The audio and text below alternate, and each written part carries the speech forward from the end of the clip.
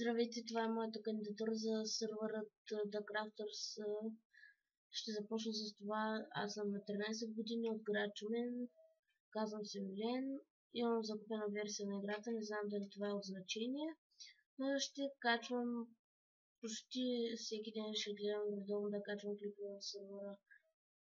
Ще гледам поне 3 на седмица, може да ги правя 4-5. Колкото време имам. Ако ми се отвори възможност, винаги ще правя клипче. Ще гледам да ги правя интересни, не като старите ми клипове.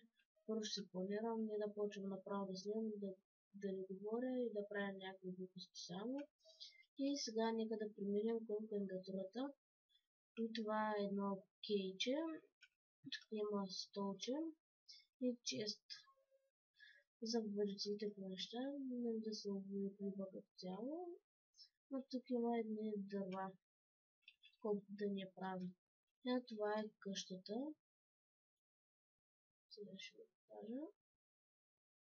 Сигурно тя се получи най-добре, понеже за нея най-много време ми остана, понеже няма много време.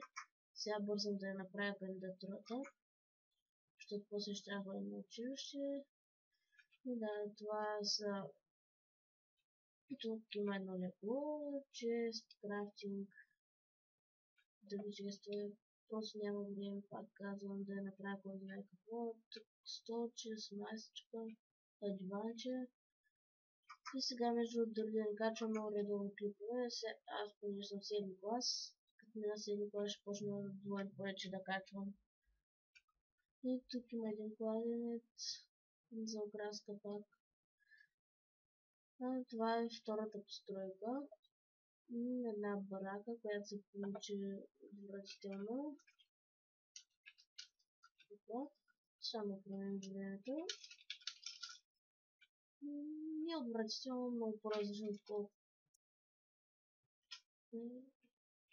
Много по-различно от както се представя, че ще стане. Вътре нищо особено. Легло често, колкото за първоначална къщичка. И тук направих една голяма камбана. В принцип щях да правя кула или нещо по-масивно, но бързах да направя още сега кандидатурата. Да сега нямам време, че да не се заемат местата. И това е нещо като въже и не издърпа камбаната. Това беше моята кандидатура, малка, надявам се да я харесате, да я приемете и пожелавам успех на всички други, които се кандидатират. Довиждане!